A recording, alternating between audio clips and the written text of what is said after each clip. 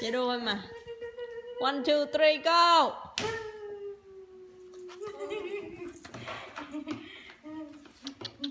Lần nữa thôi nha.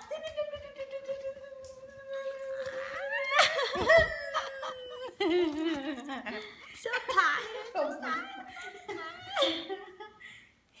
Mà không chạy nữa rồi, một mình con thôi. Quay xảo ở đây. Quay xảo ở đây, không ai chạy người ta nữa rồi.